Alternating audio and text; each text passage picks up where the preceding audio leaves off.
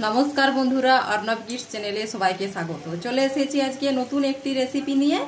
আপনারা দেখতে থাকুন এবং আমার সাথে থাকুন আমি কি রকম ভাবে পিঠেটা বানাই। গ্যাসের মধ্যে কড়াই বসিয়ে দিয়েছি। এরপর এর মধ্যে আমি দিয়ে দেব 2 গ্লাস জল।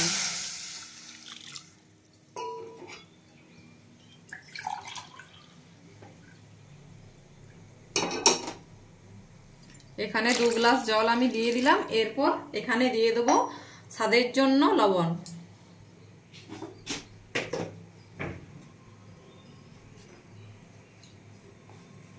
এখানে অল্প পরিমাণে আমি লবণ দিয়ে দিলাম।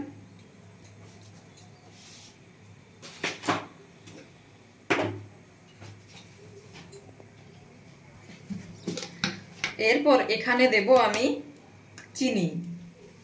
এই জলের মধ্যে আমি চিনি দিয়ে দেব। আমি 2 গ্লাস জল নিয়েছি, তার জন্য আমি এখানে দিয়ে দেব হাতের মুঠোর এরকম ভাবে 2 মুঠো চিনি। এরকম ভাবে আমি 2 মুঠো চিনি এখানে দিয়ে দিলাম। আপনারা যদি মিষ্টি বেশি খেতে চান তাহলে চিনির পরিমাণটা অল্প বাড়িয়ে দিলেই হবে। এই চিনিটা ভালোভাবে নাড়িয়ে জলের মধ্যে একবারে মিশিয়ে নিতে হবে, যাতে চিনির দানাগুলো খুব ভালোভাবে জলের মধ্যে মিশে যায়।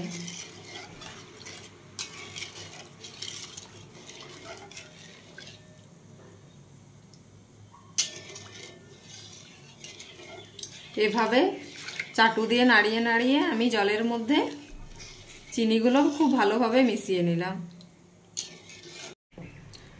দেখুন আমার জলের মধ্যে চিনি খুব ভালোভাবে মিশে গেছে। এরপর এখানে আমি দিয়ে দেব পরিমাণ মতো চালের গুঁড়ো। আমি চালের গুঁড়োগুলো অল্প অল্প দিয়ে খুব ভালোভাবে নাড়িয়ে একটি ডো বানিয়ে নেব। দেখুন এভাবে জলের মধ্যে আমি চালের গুঁড়োটা খুব ভালোভাবে মিশিয়ে নেব। দেখুন আমার একটি ময়দার ডোয়ের মতো রেডি হয়ে গেছে। এটা আমি হাত দিয়ে দেখে নেব এটি কি কোনো শেপ দেওয়া যাচ্ছে কিনা। দেখুন দেখতে পাচ্ছেন খুব সহজেই এটি একটি শেপ হয়ে যাচ্ছে। তাহলে আমাকে বুঝে নিতে হবে যে এটি আমার রেডি হয়ে গেছে। এরপর এটিকে আমি নামিয়ে নেব। দেখুন এই ডোটা আমি রেডি করেছি। এখান থেকে অল্প করে আমি এখানে নিয়ে নেব। অল্প করে আমি নিয়ে নিলাম। তারপর এটাকে ঢেকে দিলাম। অল্প করে নিয়ে এখানে আমি অল্প চালের গুঁড়ো দিলাম। চালের গুঁড়ো দিয়ে এটিকে খুব ভালোভাবে হাতে করে আমি মথে নেব।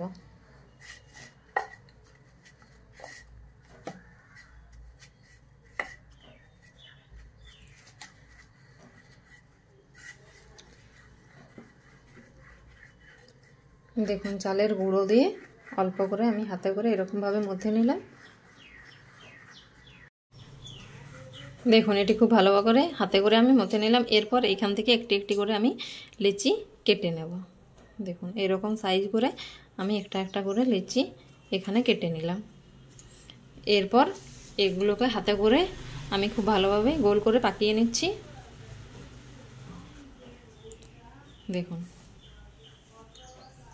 এরপর এর মধ্যে আমি অল্প চালের গুঁড়ো ছিটিয়ে দিলাম, দিয়ে এটিকে আমি মেলে নেব।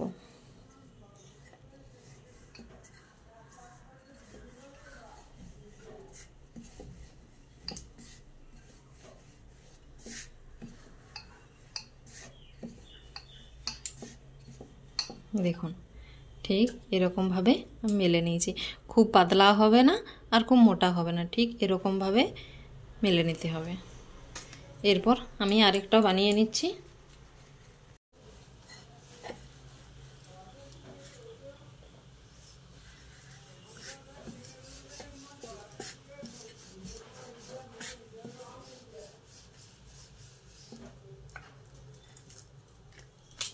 দেখুন ঠিক একই রকম ভাবে আমি বানিয়ে নিলাম।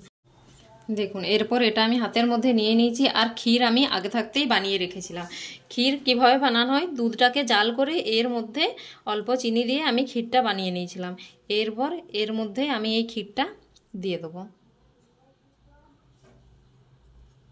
অল্প অল্প করে চারি সাইড ভাবে মেলে আমি এর মধ্যে ক্ষীরটা খুব ভালোভাবে দিয়ে দিলাম। এর মধ্যে আমি ক্ষীর দিয়ে এরপর আরেকটা দিয়ে আমি এভাবে ঢেকে দিলাম। এরপর চারি সাইডটা আমি ঠিক এরকমভাবে দু সাইড মুড়ে দেবো।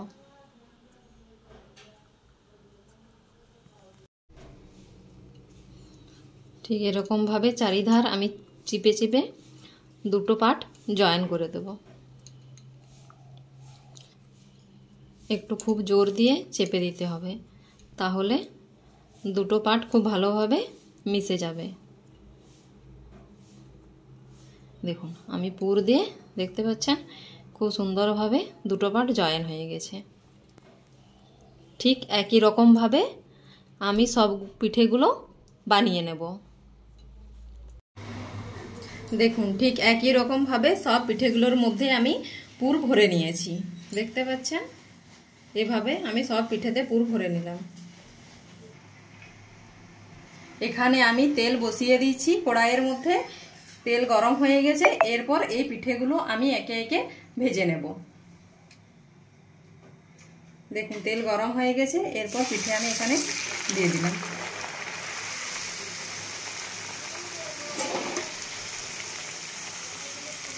দেখুন তেলে দেওয়ার মাত্র কি পিঠে কত সুন্দরভাবে ফুলে উঠছে। দেখুন আমার পিঠেতে কত সুন্দর পারফেক্টভাবে ফুলেছে। আবার আমি পিঠেটাকে উল্টে দিলাম।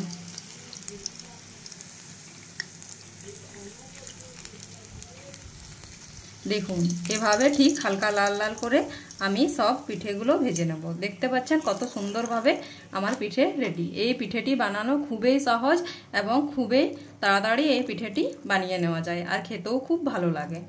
দেখুন একই রকমভাবে আমি এরপর সব পিঠেগুলো ভেজে নেব। দেখুন তেলের মধ্যে আরও একটি পিঠে আমি দিয়ে দিলাম। এগুলি কিন্তু একটি একটি করে দিতে হবে। দেখুন তেলে দেওয়ার মাত্র কি কত সুন্দরভাবে আমার পিঠেগুলো ফুলে উঠছে।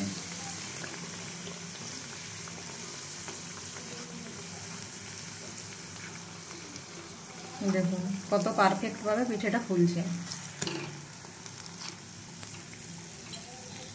এরকম হালকা লাল লাল হলে পিঠেটা নামিয়ে নিতে হবে। দেখুন এরকমভাবে আমি সব পিঠে ভেজে নেব।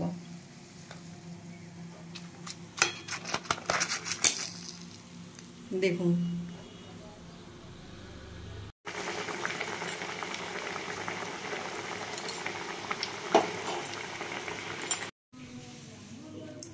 দেখুন আমি সব পিঠেগুলো এরকমভাবে ভেজে নিয়েছি। দেখতে পাচ্ছেন আমার পিঠেগুলো কত সফট হয়েছে, আপনারা দেখেই বুঝতে পাচ্ছেন। দেখুন আমার পিঠেগুলো কত সুন্দর পারফেক্টভাবে হয়েছে। যদি আমার ভিডিওটি ভালো লেগে থাকে অবশ্যই আমার চ্যানেলটিকে সাবস্ক্রাইব করে দিবেন এবং লাইক ফলো শেয়ার কমেন্ট করতে একদমই ভুলবেন না। ফিরে আসছি নতুন একটা ভিডিও নিয়ে, ততক্ষণ ভালো থাকুন, সুস্থ থাকুন।